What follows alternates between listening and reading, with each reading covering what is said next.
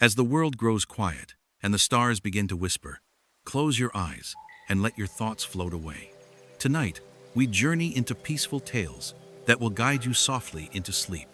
Take a deep breath, relax your mind, and snuggle under your blanket. Let the soft glow of the night surround you as we drift into gentle dreams through the magic of bedtime stories. Of fairy tales by the Brothers Grimm. Story number 1. Cat and Mouse in Partnership. A cat had made the acquaintance of a mouse and had said so much to her about the great love and friendship that he felt for her, that at last the mouse agreed that they should live and keep house together. "But we must make preparations for winter, or else we shall suffer from hunger," said the cat. "And you, little mouse, cannot venture out everywhere, or in the end you will be caught in a trap." This good advice was followed, and they bought a pot of fat, but they did not know where to store it. Finally, after much consideration, the cat said, "I know of no place where it will be better stored up than in the church. No one dares take anything away from there. We will put it beneath the altar and not touch it until we need it." So the pot was stored safely away, but it was not long before the cat took a great longing for it, and said to the mouse, "I wanted to tell you, little mouse, that my cousin has brought a little son into the world, and she has asked me to be his godfather.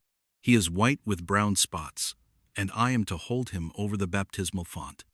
Let me go out today, and you look after the house by yourself." "Yes, yes," answered the mouse. "By all means go, and if you get anything good to eat, think of me. I would like to drink a drop of sweet red christening wine myself." All this, however, was untrue. The cat had no cousin, and had not been asked to be godfather. He went straight to the church, crept up to the pot of fat, began to lick at it, and licked off the top of the fat. Then he went for a stroll on the roofs of the town, looked out for opportunities, and then stretched out in the sun, licking his whiskers whenever he thought of the pot of fat. He did not return home until it was evening. "Well, here you are again," said the mouse. "You must have had a happy day." "Everything went well," answered the cat. "What name did they give the child?" asked the mouse. "Top off," said the cat quite coolly. "Top off," cried the mouse. "That is a very odd and uncommon name. Is it a usual one in your family?" "What does that matter?" said the cat. "It is no worse than Crumb Thief, as your godchildren are called." Before long the cat was seized by another fit of longing. He said to the mouse, "You must do me a favor, and once more manage the house alone for a day. I have been asked again to be godfather, and since the child has a white ring around its neck, I cannot refuse." The good mouse consented. However, the cat crept behind the town wall to the church and devoured half the pot of fat. "Nothing tastes as good as that which one eats by oneself," he said, and was quite satisfied with his day's work. When he arrived home, the mouse asked, "What name was this child christened with?" "Half Gone," answered the cat. "Half Gone? What are you saying? I have never heard that name in all my life. I'll wager it is not in the almanac." The cat's mouth soon again began to water for the delicious goods. "All good things come in threes," he said to the mouse. "I have been asked to be godfather again. The child is totally black, only it has white paws. Otherwise, it has not a single white hair on its whole body. This only happens once every few years. You will let me go, won't you?" "Top off, Half Gone," answered the mouse. "They are such odd names that they make me stop and think." "Here you sit at home," said the cat, "with your dark gray fur coat and long braid of hair capturing fantasies. That is because you do not go out in the daytime." During the cat's absence, the mouse cleaned the house and put it in order, but the greedy cat devoured all the rest of the fat. "One has peace only after everything is eaten up," he said to himself. Well filled and fat, he did not return home until nighttime.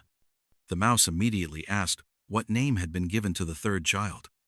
"You will not like it either," said the cat. "His name is All Gone." "All Gone!" cried the mouse.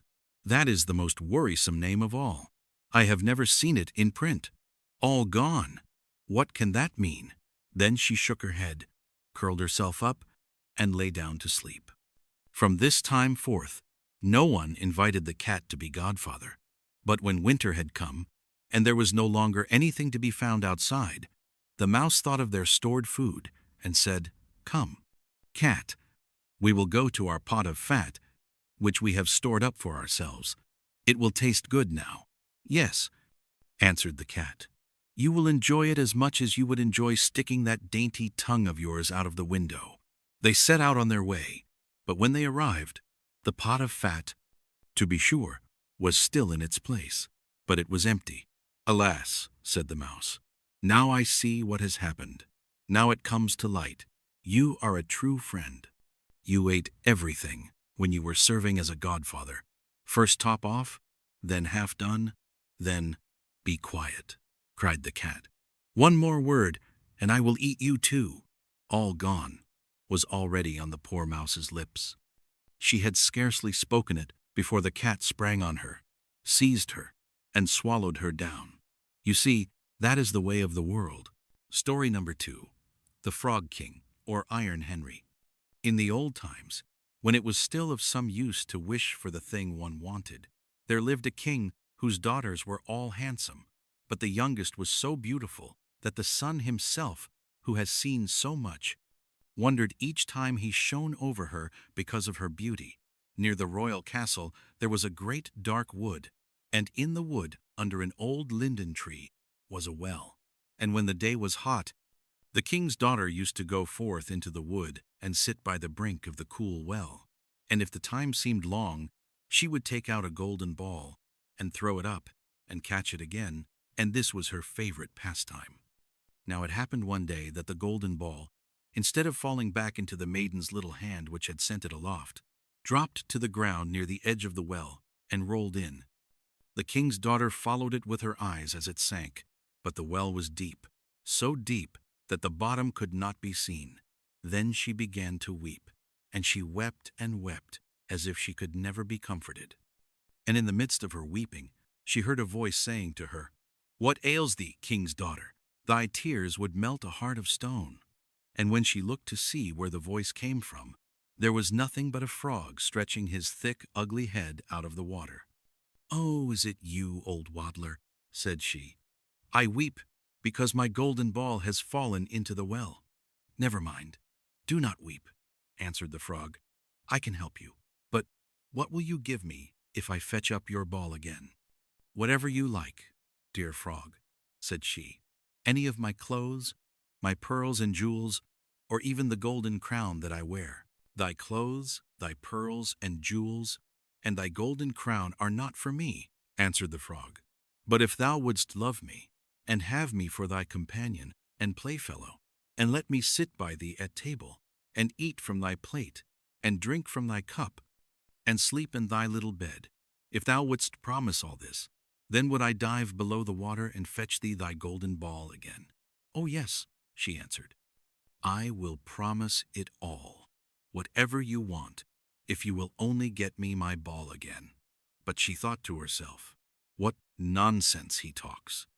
As if he could do anything but sit in the water and croak with the other frogs, or could possibly be anyone's companion." But the frog, as soon as he heard her promise, drew his head under the water and sank down out of sight. But after a while, he came to the surface again with the ball in his mouth, and he threw it on the grass. The king's daughter was overjoyed to see her pretty plaything again, and she caught it up and ran off with it. "Stop! Stop!" cried the frog. "Take me up too. I cannot run as fast as you." But it was of no use, for croak after her as he might, she would not listen to him, but made haste home, and very soon forgot all about the poor frog, who had to betake himself to his well again. The next day, when the king's daughter was sitting at table with the king and all the court, and eating from her golden plate, there came something pitter-patter up the marble stairs, and then there came a knocking at the door, and a voice crying, "Youngest king's daughter, let me in." And she got up and ran to see who it could be, but when she opened the door, there was the frog sitting outside. Then she shut the door hastily, and went back to her seat, feeling very uneasy. The king noticed how quickly her heart was beating, and said, "My child, what are you afraid of?" Is there a giant standing at the door ready to carry you away?" "Oh no," answered she. "No giant, but a horrid frog." "And what does the frog want?" asked the king. "Oh dear father," answered she, "when I was sitting by the well yesterday and playing with my golden ball, it fell into the water, and while I was crying for the loss of it, the frog came and got it again for me, on condition I would let him be my companion. But I never thought that he could leave the water and come after me. But now, there he is outside the door, and he wants to come in to me." And then they all heard him knocking the second time and crying, "Youngest king's daughter, open to me by the well water." "What promised you me, youngest king's daughter? Now open to me." "That which thou hast promised must thou perform," said the king. "So go now, and let him in." So she went and opened the door, and the frog hopped in, following at her heels, till she reached her chair. Then he stopped and cried, "Lift me up to sit by you." But she delayed doing so, until the king ordered her. When once the frog was on the chair, he wanted to get on the table, and there he sat and said, "Now push your golden plate a little nearer, so that we may eat together." And so she did. But everybody might see how unwilling she was, and the frog feasted heartily, but every morsel seemed to stick in her throat. "I have had enough now," said the frog at last, "and as I am tired, you must carry me to your room, and make ready your silken bed, and we will lie down and go to sleep." Then the king's daughter began to weep, and was afraid of the cold frog, that nothing would satisfy him but he must sleep in her pretty clean bed. Now the king grew angry with her, saying, "That which thou hast promised in thy time of necessity must thou now perform." So she picked up the frog with her finger and thumb, carried him upstairs and put him in a corner, and when she had lain down to sleep, he came creeping up, saying, "I am tired, and want sleep as much as you. Take me up, or I will tell your father." Then she felt beside herself with rage, and picking him up, she threw him with all her strength against the wall, crying, "Now will you be quiet, you horrid frog." But as he fell, he ceased to be a frog, and became all at once a prince with beautiful kind eyes. And it came to pass that, with her father's consent, they became bride and bridegroom. And he told her how a wicked witch had bound him by her spells, and how no one but she alone could have released him, and that they two would go together to his father's kingdom. And there came to the door a carriage drawn by 8 white horses, with white plumes on their heads, and with golden harness. And behind the carriage was standing faithful Henry, the servant of the young prince. Now, faithful Henry had suffered such care and pain when his master was turned into a frog, that he had been obliged to wear 3 iron bands over his heart, to keep it from breaking with trouble and anxiety. When the carriage started to take the prince to his kingdom, and faithful Henry had helped them both in, he got up behind, and was full of joy at his master's deliverance. And when they had gone a part of the way, the prince heard a sound at the back of the carriage, as if something had broken, and he turned round and cried, "Henry, the wheel must be breaking." "The wheel does not break, 'tis the band round my heart, that, to lessen its ache, when I grieved for your sake, I bound round my heart." Again, and yet once again there was the same sound, and the prince thought it must be the wheel breaking, but it was the breaking of the other bands from faithful Henry's heart, because it was now so relieved and happy. Story number 3. Our Lady's Child. Hard by a great forest dwelt a woodcutter with his wife, who had an only child, a little girl 3 years old. They were so poor, however, that they no longer had daily bread, and did not know how to get food for her. One morning the woodcutter went out sorrowfully to his work in the forest. And while he was cutting wood, suddenly there stood before him a tall and beautiful woman with a crown of shining stars on her head, who said to him, "I am the Virgin Mary, mother of the child Jesus. Thou art poor and needy. Bring thy child to me. I will take her with me and be her mother, and care for her." The woodcutter obeyed, brought his child, and gave her to the Virgin Mary, who took her up to heaven with her. There the child fared well, ate sugar cakes, and drank sweet milk, and her clothes were of gold, and the little angels played with her. And when she was 14 years of age, the Virgin Mary called her one day and said, "Dear child, I am about to make a long journey, so take into thy keeping the keys of the 13 doors of heaven. 12 of these thou mayest open, and behold the glory which is within them. But the 13th, to which this little key belongs, is forbidden thee. Beware of opening it, or thou wilt bring misery on thyself." The girl promised to be obedient, and when the Virgin Mary was gone, she began to examine the dwellings of the kingdom of heaven. Each day she opened one of them, until she had made the round of the 12. In each of them sat one of the apostles in the midst of a great light. And she rejoiced in all the magnificence and splendor, and the little angels who always accompanied her rejoiced with her. Then the forbidden door alone remained, and she felt a great desire to know what could be hidden behind it, and said to the angels, "I will not quite open it, and I will not go inside it, but I will unlock it so that we can just see a little through the opening." "Oh no," said the little angels, "that would be a sin. The Virgin Mary has forbidden it, and it might easily cause thy unhappiness." Then she was silent, but the desire in her heart was not stilled, but gnawed there and tormented her, and let her have no rest. And once when the angels had all gone out, she thought, "Now I am quite alone, and I could peep in. If I do it, no one will ever know." She sought out the key, and when she had got it in her hand, she put it in the lock, and when she had put it in, she turned it round as well. Then the door sprang open, and she saw there the Trinity sitting in fire and splendor. She stayed there a while, and looked at everything in amazement. Then she touched the light a little with her finger, and her finger became quite golden. Immediately a great fear fell on her. She shut the door violently, and ran away. Her terror too would not quit her, let her do what she might, and her heart beat continually and would not be still. The gold too stayed on her finger, and would not go away. Let her rub it and wash it never so much. It was not long before the Virgin Mary came back from her journey. She called the girl before her, and asked to have the keys of heaven back. When the maiden gave her the bunch, the Virgin looked into her eyes and said, "Hast thou not opened the 13th door also?" "No," she replied. Then she laid her hand on the girl's heart, and felt how it beat, and saw right well that she had disobeyed her order and had opened the door. Then she said once again, "Art thou certain that thou hast not done it?" "Yes," said the girl, for the second time. Then she perceived the finger which had become golden from touching the fire of heaven, and saw well that the child had sinned, and said for the third time, "Hast thou not done it?" "No," said the girl for the third time. Then said the Virgin Mary, "Thou hast not obeyed me, and besides that thou hast lied, thou art no longer worthy to be in heaven." Then the girl fell into a deep sleep.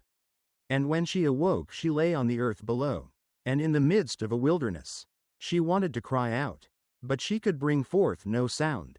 She sprang up and wanted to run away, but whithersoever she turned herself, she was continually held back by thick hedges of thorns through which she could not break. In the desert, in which she was imprisoned, there stood an old hollow tree, and this had to be her dwelling place. Into this she crept when night came, and here she slept. Here, too, she found a shelter from storm and rain.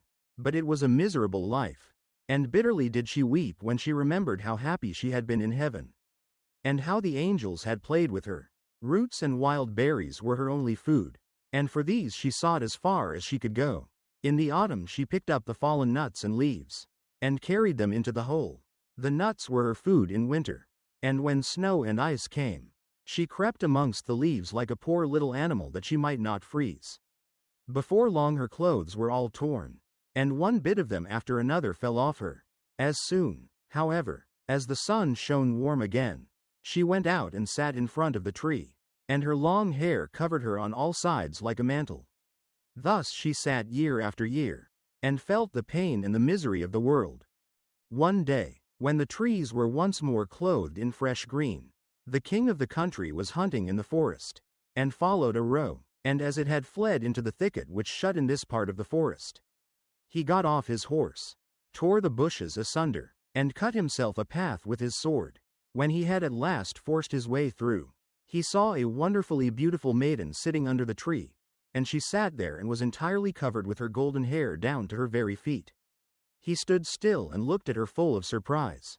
Then he spoke to her and said, "Who art thou?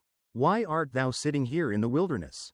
But she gave no answer, for she could not open her mouth. The king continued, "Wilt thou go with me to my castle?" Then she just nodded her head a little. The king took her in his arms, carried her to his horse, and rode home with her. And when he reached the royal castle, he caused her to be dressed in beautiful garments, and gave her all things in abundance. Although she could not speak, she was still so beautiful and charming that he began to love her with all his heart. And it was not long before he married her. After a year or so had passed, the queen brought a son into the world. Thereupon the Virgin Mary appeared to her in the night when she lay in her bed alone, and said, "If thou wilt tell the truth and confess that thou didst unlock the forbidden door, I will open thy mouth and give thee back thy speech. But if thou perseverest in thy sin, and deniest obstinately, I will take thy newborn child away with me." Then the queen was permitted to answer, but she remained hard, and said, "No, I did not open the forbidden door." And the Virgin Mary took the newborn child from her arms, and vanished with it. Next morning, when the child was not to be found, it was whispered among the people that the queen was a man-eater, and had killed her own child. She heard all this and could say nothing to the contrary. But the king would not believe it, for he loved her so much. When a year had gone by, the queen again bore a son.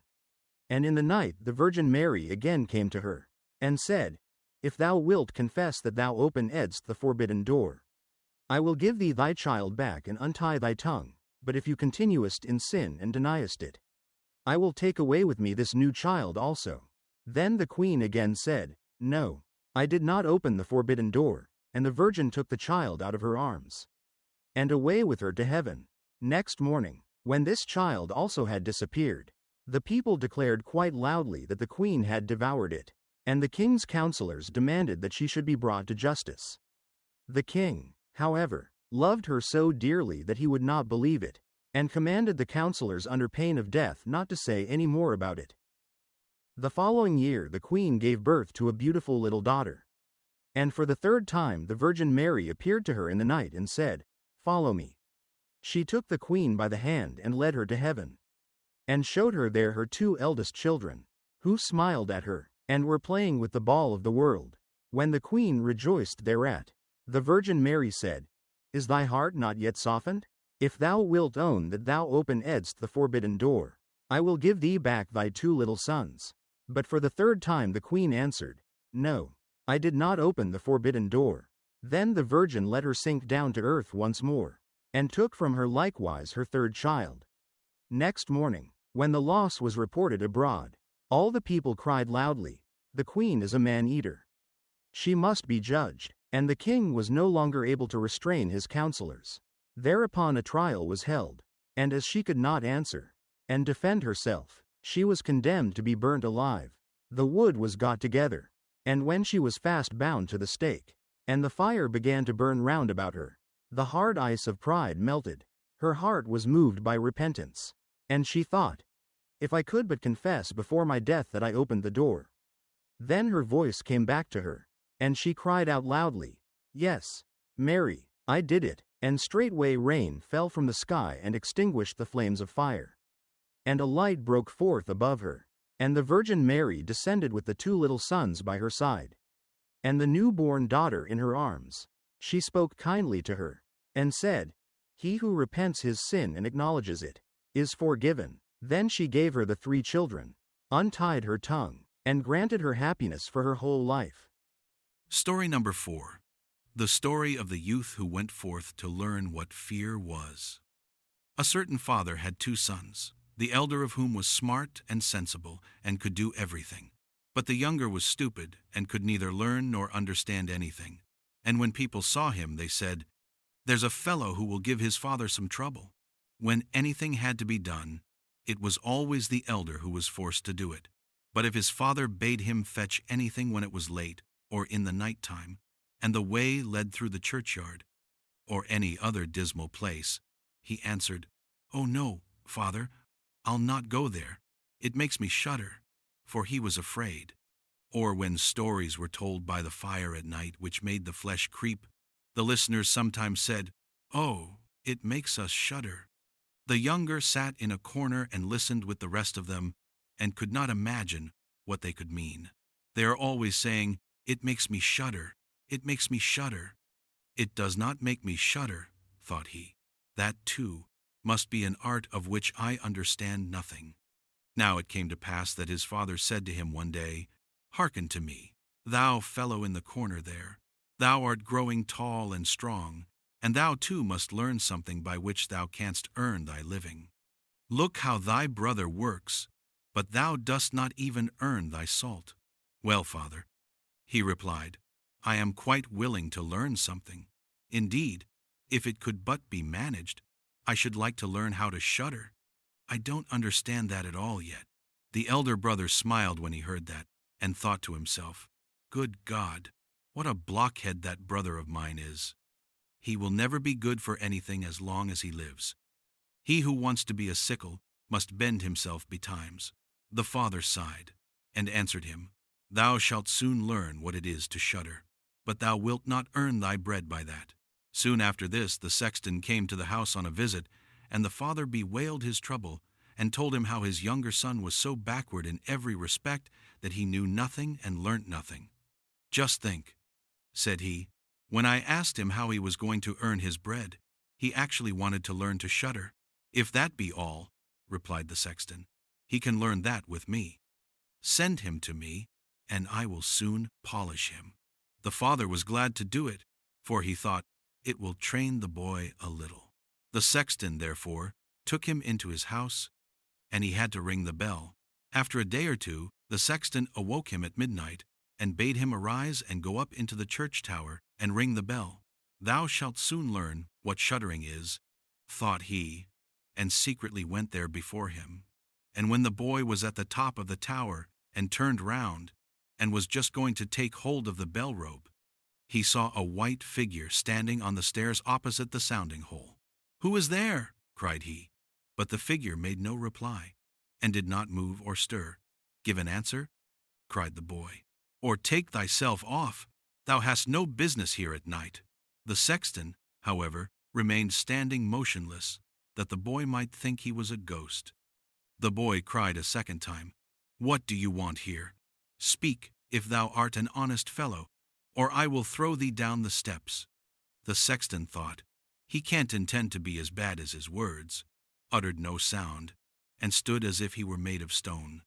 Then the boy called to him for the third time, and as that was also to no purpose, he ran against him and pushed the ghost down the stairs, so that it fell down 10 steps and remained lying there in a corner.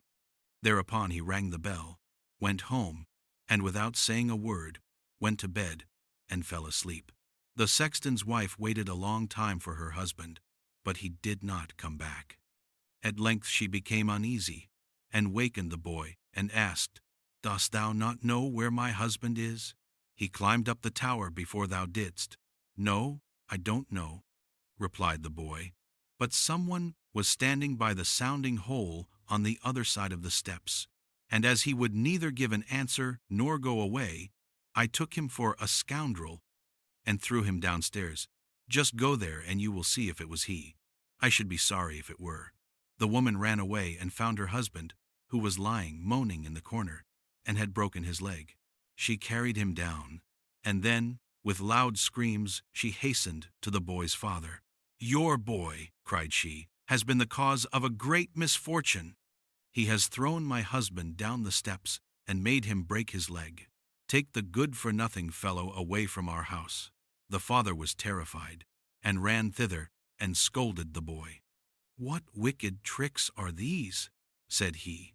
"The devil must have put this into thy head." "Father," he replied, "do listen to me. I am quite innocent. He was standing there by night, like one who is intending to do some evil. I did not know who it was, and I entreated him 3 times either to speak or to go away." "Ah," said the father, "I have nothing but unhappiness with you. Go out of my sight. I will see thee no more." "Yes, father, right willingly. Wait only until it is day. Then will I go forth and learn how to shudder, and then I shall, at any rate, understand one art which will support me. Learn what thou wilt, spake the father. It is all the same to me. Here are 50 thalers for thee. Take these, and go into the wide world, and tell no one from whence thou comest, and who is thy father, for I have reason to be ashamed of thee. Yes, father, it shall be as you will. If you desire nothing more than that, I can easily keep it in mind. When day dawned, therefore, the boy put his 50 thalers into his pocket, and went forth on the great highway, and continually said to himself, If I could but shudder, if I could but shudder. Then a man approached who heard this conversation which the youth was holding with himself, and when they had walked a little farther to where they could see the gallows, the man said to him, Look, there is the tree where 7 men have married the rope-maker's daughter, and are now learning how to fly. Sit down below it, and wait till night comes, and you will soon learn how to shudder. If that is all that is wanted, answered the youth, it is easily done. But if I learn how to shudder as fast as that, thou shalt have my 50 thalers. Just come back to me early in the morning. Then the youth went to the gallows, sat down below it, and waited till evening came. And as he was cold, he lighted himself a fire, but at midnight the wind blew so sharply that in spite of his fire he could not get warm. And as the wind knocked the hanged men against each other, and they moved backwards and forwards, he thought to himself, Thou shiverest below by the fire, but how those up above must freeze and suffer. And as he felt pity for them, he raised the ladder, and climbed up, unbound one of them after the other, and brought down all 7. Then he stirred the fire, blew it, and set them all round it to warm themselves. But they sat there, and did not stir, and the fire caught their clothes. So he said, Take care, or I will hang you up again. The dead men, however, did not hear, but were quite silent, and let their rags go on burning. On this he grew angry, and said, If you will not take care, I cannot help you. I will not be burnt with you. And he hung them up again, each in his turn. Then he sat down by his fire and fell asleep. And the next morning the man came to him and wanted to have the 50 thalers, and said, Well, dost thou know how to shudder? No, answered he. How was I to get to know? Those fellows up there did not open their mouths, and were so stupid that they let the few old rags which they had on their bodies get burnt. Then the man saw that he would not get the 50 thalers that day, and went away, saying, One of this kind has never come my way before. The youth likewise went his way, and once more began to mutter to himself, Ah, if I could but shudder! Ah, if I could but shudder! A wagoner who was striding behind him heard that, and asked, Who are you? I don't know, answered the youth. Then the wagoner asked, From whence comest thou? I know not. Who is thy father? That I may not tell thee. What is it that thou art always muttering between thy teeth? Ah, replied the youth, I do so wish I could shudder, but no one can teach me how to do it. Give up thy foolish chatter, said the wagoner. Come, go with me. I will see about a place for thee. The youth went with the wagoner, and in the evening they arrived at an inn where they wished to pass the night.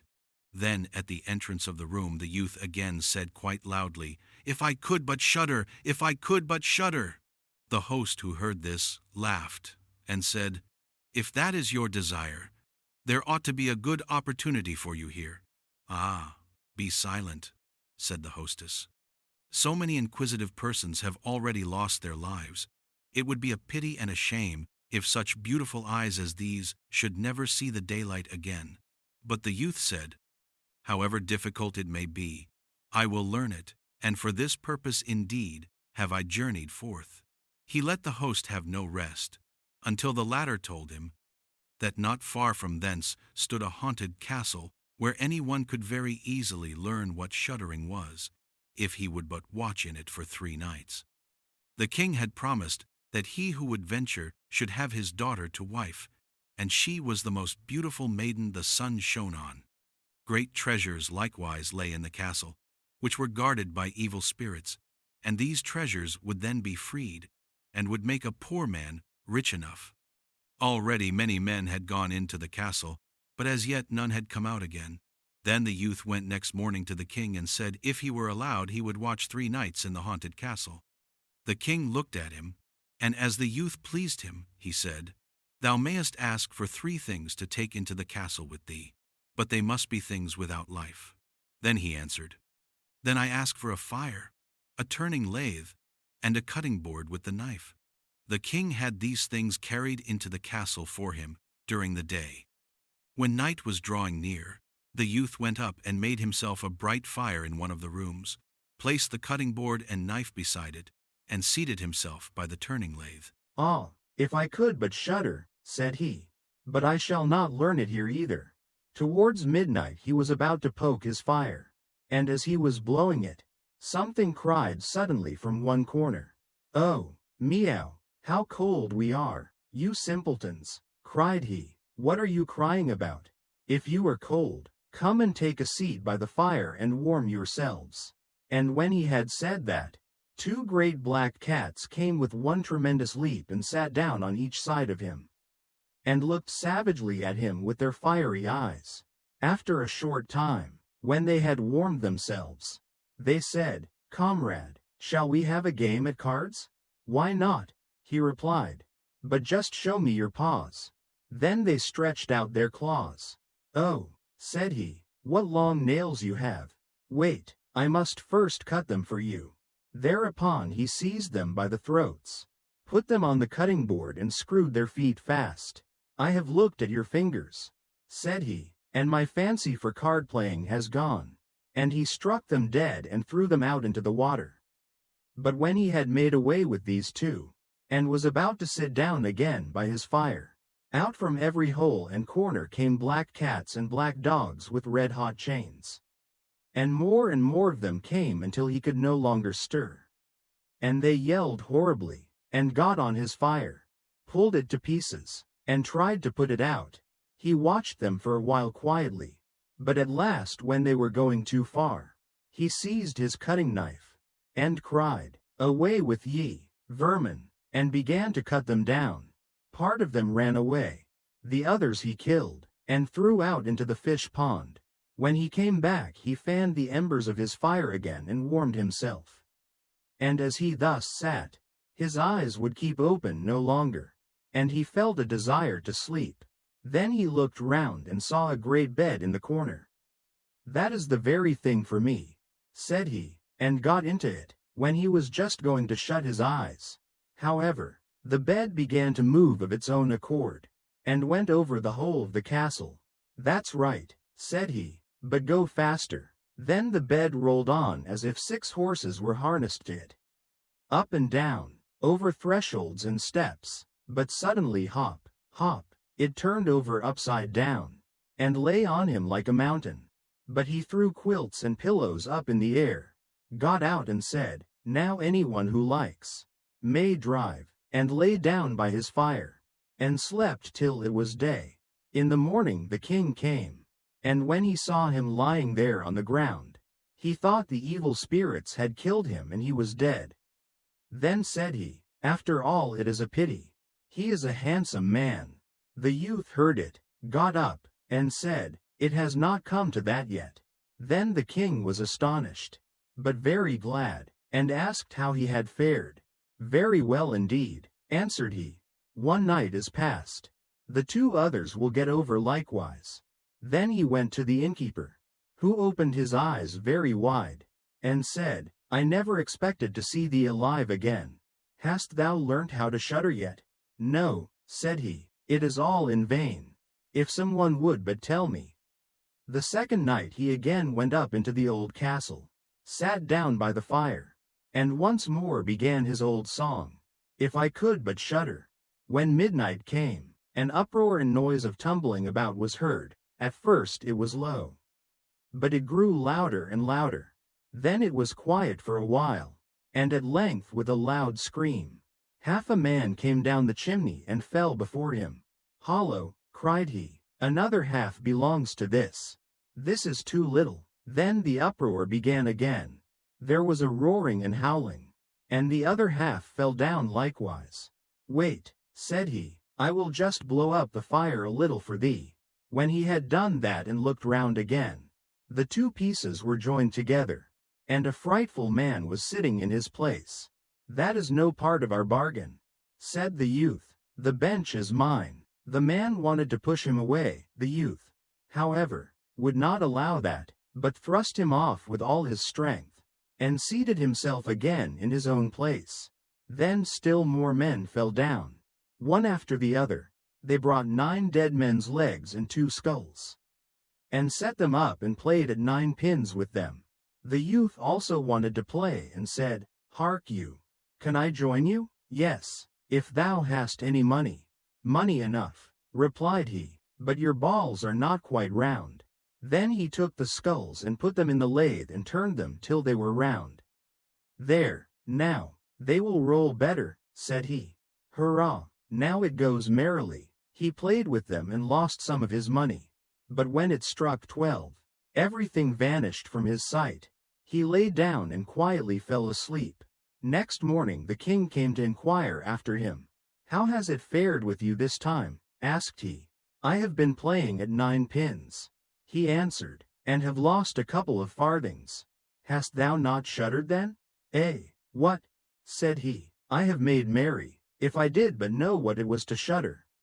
The third night he sat down again on his bench and said quite sadly, "If I could but shudder." When it grew late, 6 tall men came in and brought a coffin. Then said he, "Ha, ha, that is certainly my little cousin, who died only a few days ago." And he beckoned with his finger, and cried, "Come, little cousin, come." They placed the coffin on the ground, but he went to it and took the lid off, and a dead man lay therein. He felt his face, but it was cold as ice. "Stop," said he, "I will warm thee a little," and went to the fire and warmed his hand and laid it on the dead man's face. But he remained cold. Then he took him out, and sat down by the fire and laid him on his breast and rubbed his arms that the blood might circulate again. As this also did no good, he thought to himself, when 2 people lie in bed together, they warm each other, and carried him to the bed, covered him over and lay down by him. After a short time the dead man became warm too, and began to move. Then said the youth, "See, little cousin, have I not warmed thee?" The dead man, however, got up and cried, "Now will I strangle thee." "What," said he, "is that the way thou thankest me? Thou shalt at once go into thy coffin again." And he took him up, threw him into it, and shut the lid. Then came the 6 men and carried him away again. "I cannot manage to shudder," said he. "I shall never learn it here as long as I live." Then a man entered who was taller than all others, and looked terrible. He was old, however, and had a long white beard. "Thou wretch," cried he, "thou shalt soon learn what it is to shudder, for thou shalt die." "Not so fast," replied the youth. "If I am to die, I shall have to have a say in it." "I will soon seize thee," said the fiend. "Softly, softly, do not talk so big. I am as strong as thou art, and perhaps even stronger." "We shall see," said the old man. "If thou art stronger, I will let thee go. Come, we will try." Then he led him by dark passages to a smith's forge, took an axe, and with one blow struck an anvil into the ground. "I can do better than that," said the youth, and went to the other anvil. The old man placed himself near and wanted to look on, and his white beard hung down. Then the youth seized the axe, split the anvil with one blow, and struck the old man's beard in with it. "Now I have thee," said the youth. "Now it is thou who will have to die." Then he seized an iron bar and beat the old man till he moaned and entreated him to stop, and he would give him great riches. The youth drew out the axe and let him go. The old man led him back into the castle, and in a cellar showed him 3 chests full of gold.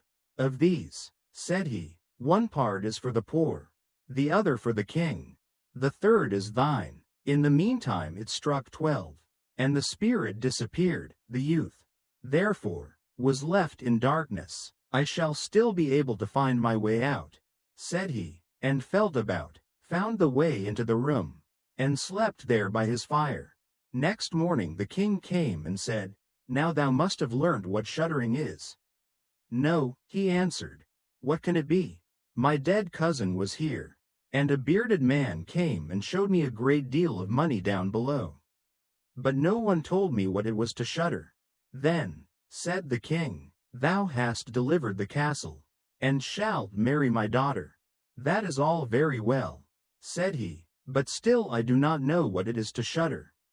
Then the gold was brought up and the wedding celebrated, but howsoever much the young king loved his wife, and however happy he was, he still said always, If I could but shudder, if I could but shudder. And at last she was angry at this. Her waiting maid said, I will find a cure for him, he shall soon learn what it is to shudder. She went out to the stream which flowed through the garden, and had a whole bucketful of gudgeons brought to her. At night when the young king was sleeping, his wife was to draw the clothes off him and empty the bucketful of cold water with the gudgeons in it over him, so that the little fishes would sprawl about him. When this was done, he woke up and cried, Oh, what makes me shudder so? What makes me shudder so? Dear wife? Ah, now I know what it is to shudder. Story number 5. The Wolf and the 7 Young Kids. There was once an old goat who had 7 little ones, and was as fond of them as ever mother was of her children. One day she had to go into the wood to fetch food for them. So she called them all round her. Dear children, said she, I am going out into the wood, and while I am gone, be on your guard against the wolf, for if you were once to get inside he would eat you up. Skin, bones, and all. The wretch often disguises himself, but he may always be known by his hoarse voice and black paws. Dear mother, answered the kids, you need not be afraid. We will take good care of ourselves. And the mother bleated goodbye, and went on her way with an easy mind.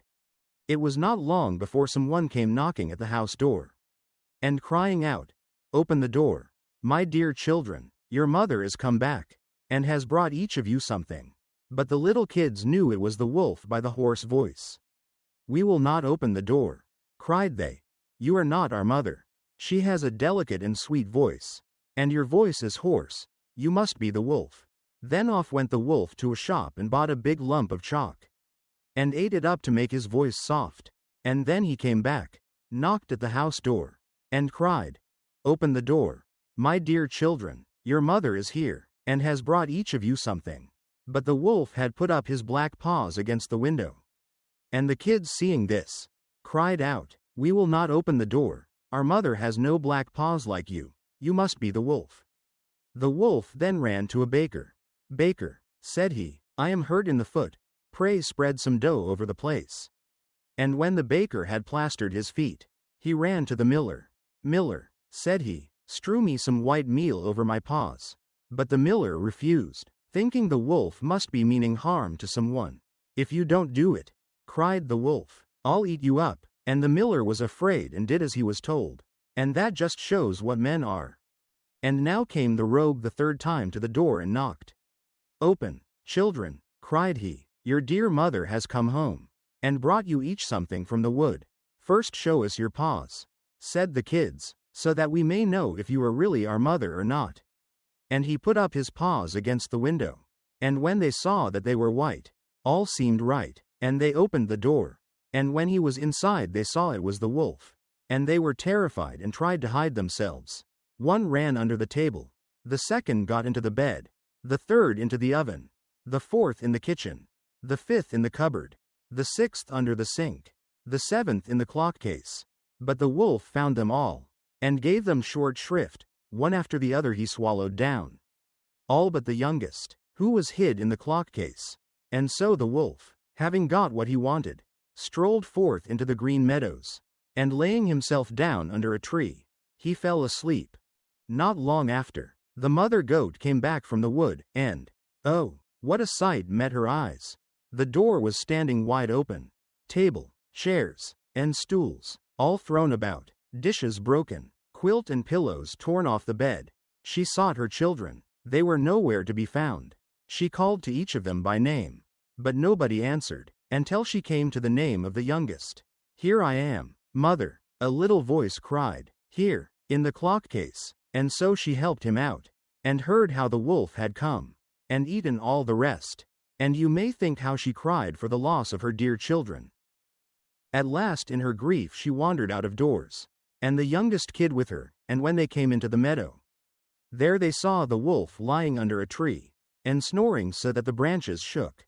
The mother goat looked at him carefully on all sides, and she noticed how something inside his body was moving and struggling. "Dear me," thought she, "can it be that my poor children that he devoured for his evening meal are still alive?" And she sent the little kid back to the house for a pair of shears, and needle, and thread. Then she cut the wolf's body open, and no sooner had she made one snip than out came the head of one of the kids.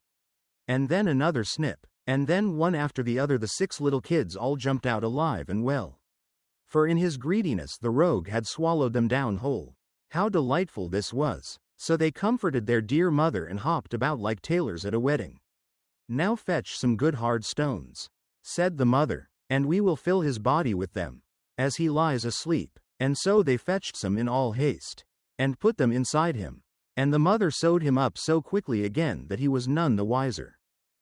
When the wolf at last awoke, and got up, the stones inside him made him feel very thirsty, and as he was going to the brook to drink, they struck and rattled one against another. And so he cried out, "What is this I feel inside me? Knocking hard against my bones? How should such a thing betide me?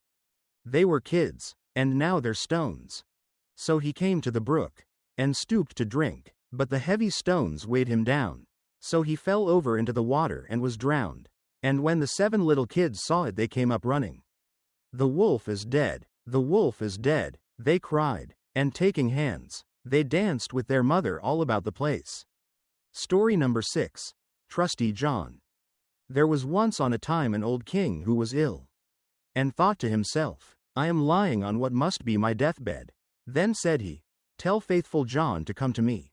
Faithful John was his favorite servant, and was so called, because he had for his whole life long been so true to him. When therefore he came beside the bed, the king said to him, "Most faithful John, I feel my end approaching, and have no anxiety except about my son. He is still of tender age, and cannot always know how to guide himself. If thou dost not promise me to teach him everything that he ought to know, and to be his foster father, I cannot close my eyes in peace." Then answered Faithful John, "I will not forsake him, and will serve him with fidelity, even if it should cost me my life." On this, the old king said, "Now I die in comfort and peace." Then he added, "After my death, thou shalt show him the whole castle, all the chambers, halls, and vaults, and all the treasures which lie therein, but the last chamber in the long gallery, in which is the picture of the princess of the golden dwelling, shalt thou not show. If he sees that picture, he will fall violently in love with her, and will drop down in a swoon, and go through great danger for her sake. Therefore thou must preserve him from that." And when Faithful John had once more given his promise to the old king about this, the king said no more, but laid his head on his pillow, and died.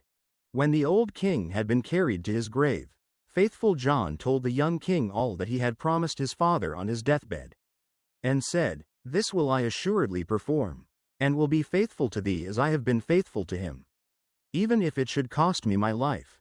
When the mourning was over, Faithful John said to him, "It is now time that thou shouldst see thine inheritance. I will show thee thy father's palace." Then he took him about everywhere, up and down, and let him see all the riches, and the magnificent apartments. Only there was one room which he did not open, that in which hung the dangerous picture. The picture was, however, so placed that when the door was opened you looked straight on it, and it was so admirably painted that it seemed to breathe and live. And there was nothing more charming or more beautiful in the whole world. The young king, however, plainly remarked that Faithful John always walked past this one door, and said, "Why dost thou never open this one for me? There is something within it." He replied, "Which would terrify thee?" But the king answered, "I have seen all the palace, and I will know what is in this room also." And he went and tried to break open the door by force. Then faithful John held him back and said, I promised thy father before his death that thou shouldst not see that which is in this chamber. It might bring the greatest misfortune on thee and on me. Ah, no, replied the young king, if I do not go in, it will be my certain destruction. I should have no rest day or night until I had seen it with my own eyes. I shall not leave the place now until thou hast unlocked the door.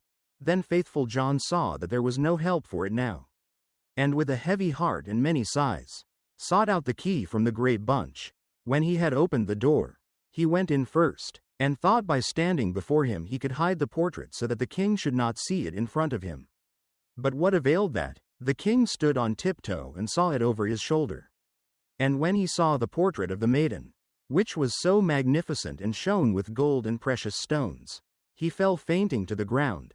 Faithful John took him up, carried him to his bed, and sorrowfully thought, the misfortune has befallen us.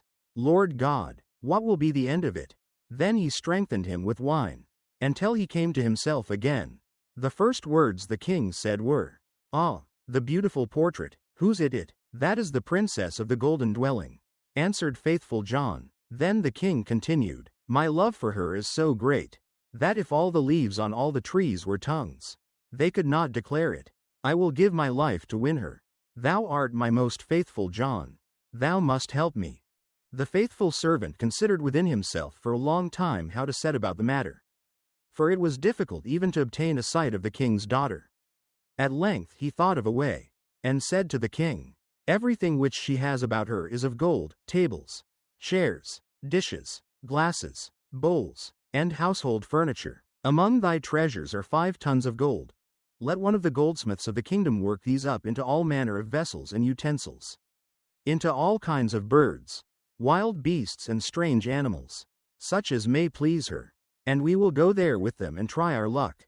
The king ordered all the goldsmiths to be brought to him, and they had to work night and day until at last the most splendid things were prepared.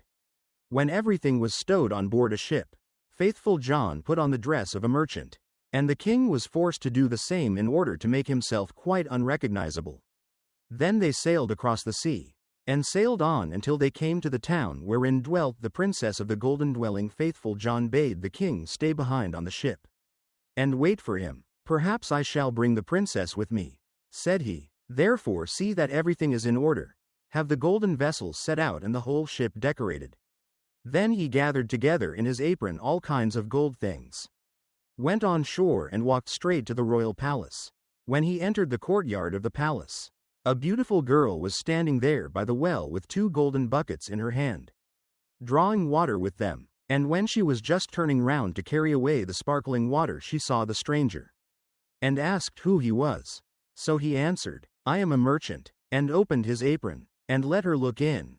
Then she cried, Oh, what beautiful gold things, and put her pails down and looked at the golden wares one after the other. Then said the girl, The princess must see these.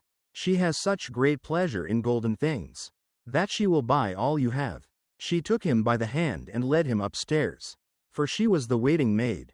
When the king's daughter saw the wares, she was quite delighted and said, They are so beautifully worked, that I will buy them all of thee. But faithful John said, I am only the servant of a rich merchant. The things I have here are not to be compared with those my master has in his ship. They are the most beautiful and valuable things that have ever been made in gold. She wanted to have everything brought to her there, but he said, There are so many of them that it would take a great many days to do that, and so many rooms would be required to exhibit them, that your house is not big enough. Then her curiosity and longing were still more excited, until at last she said, Conduct me to the ship. I will go there myself, and behold the treasures of thine master. On this faithful John was quite delighted, and led her to the ship. And when the king saw her, he perceived that her beauty was even greater than the picture had represented it to be, and thought no other than that his heart would burst in twain. Then she got into the ship, and the king led her within. Faithful John, however, remained behind with the pilot, and ordered the ship to be pushed off, saying, Set all sail, till it fly like a bird in air. Within, however, the king showed her the golden vessels, every one of them, also the wild beasts and strange animals. Many hours went by whilst she was seeing everything, and in her delight she did not observe that the ship was sailing away. After she had looked at the last, she thanked the merchant and wanted to go home. But when she came to the side of the ship, she saw that it was on the deep sea far from land. And hurrying onwards with all sail set, "Ah!" cried she in her alarm, "I am betrayed, I am carried away and have fallen into the power of a merchant. I would die rather." The king, however, seized her hand, and said, "I am not a merchant. I am a king, and of no meaner origin than thou art. And if I have carried thee away with subtlety, that has come to pass because of my exceeding great love for thee. The first time that I looked on thy portrait, I fell fainting to the ground. When the princess of the golden dwelling heard that, she was comforted, and her heart was inclined unto him, so that she willingly consented to be his wife. It so happened, however, while they were sailing onwards over the deep sea, that faithful John, who was sitting on the forepart of the vessel, making music, saw 3 ravens in the air, which came flying towards them. On this he stopped playing and listened to what they were saying to each other. For that he well understood. One cried, "Oh, there he is carrying home the princess of the golden dwelling." "Yes," replied the second, "but he has not got her yet." Said the third, "But he has got her. She is sitting beside him in the ship." Then the first began again, and cried, "What good will that do him? When they reach land a chestnut horse will leap forward to meet him. And the prince will want to mount it. But if he does that, it will run away with him, and rise up into the air with him, and he will never see his maiden more." Spake the second, "But is there no escape?" "Oh, yes, if anyone else gets on it swiftly, and takes out the pistol which must be in its holster, and shoots the horse dead with it, the young king is saved. But who knows that, and whosoever does know it, and tells it to him, will be turned to stone from the toe to the knee." Then said the second, "I know more than that, even if the horse be killed. The young king will still not keep his bride. When they go into the castle together, a wrought bridal garment will be lying there in a dish, and looking as if it were woven of gold and silver. It is, however, nothing but sulfur and pitch, and if he put it on, it will burn him to the very bone and marrow." Said the third, "Is there no escape at all?" "Oh, yes," replied the second, "if anyone with gloves on seizes the garment and throws it into the fire and burns it, the young king will be saved. But what avails that? Whosoever knows it and tells it to him, half his body will become stone from the knee to the heart." Then said the third, "I know still more. Even if the bridal garment be burnt, the young king will still not have his bride. After the wedding, when the dancing begins and the young queen is dancing, she will suddenly turn pale and fall down as if dead. And if some one does not lift her up and draw 3 drops of blood from her right breast and spit them out again, she will die. But if any one who knows that were to declare it, he would become stone from the crown of his head to the sole of his foot." When the ravens had spoken of this together, they flew onwards, and faithful John had well understood everything.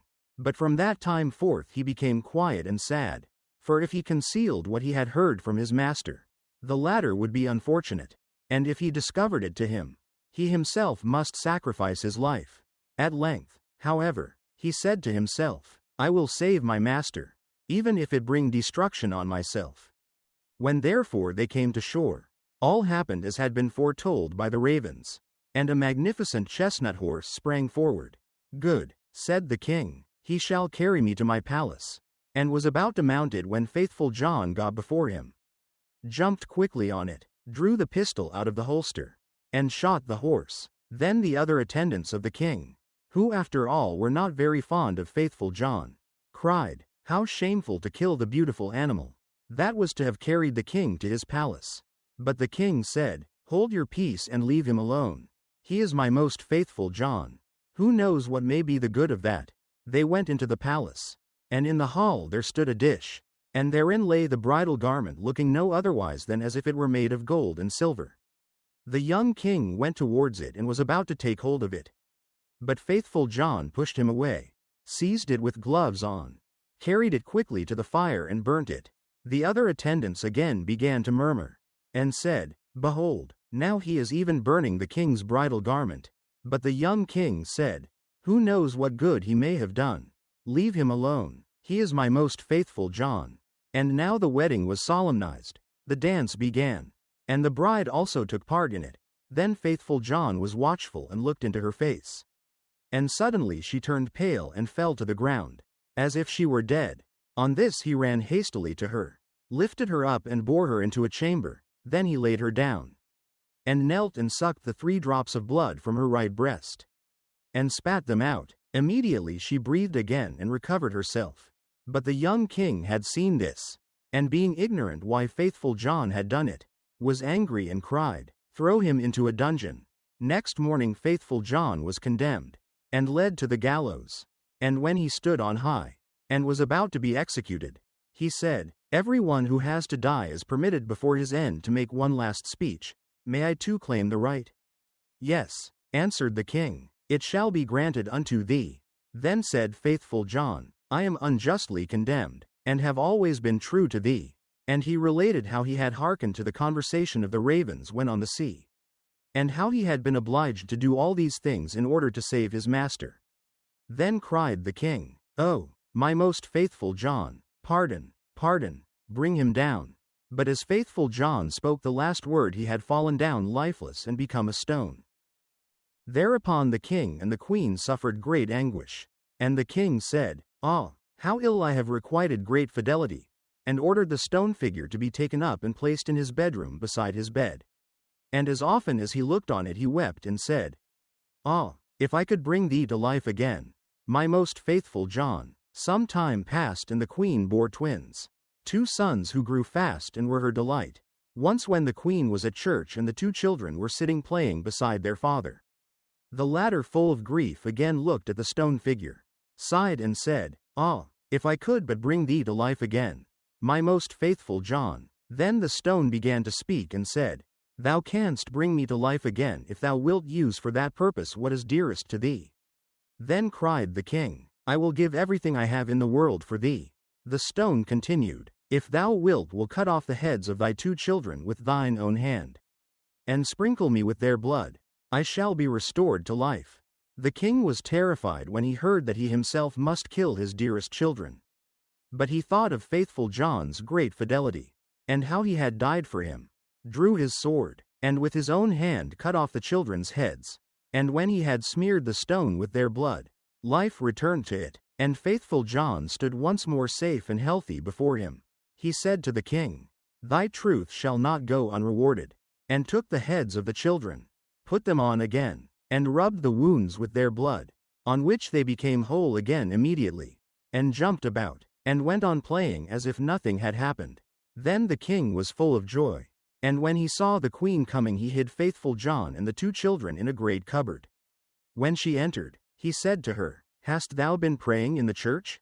"Yes," answered she, "but I have constantly been thinking of faithful John and what misfortune has befallen him through us." Then said he, "Dear wife, we can give him his life again, but it will cost us our 2 little sons, whom we must sacrifice." The queen turned pale, and her heart was full of terror. But she said, "We owe it to him, for his great fidelity." Then the king was rejoiced that she thought as he had thought, and went and opened the cupboard, and brought forth faithful John and the children, and said, "God be praised, he is delivered, and we have our little sons again also," and told her how everything had occurred. Then they dwelt together in much happiness until their death. And so, tonight's tale comes to an end. May sleep find you gently. Follow the channel to wander with us again through another tale beneath the moonlight.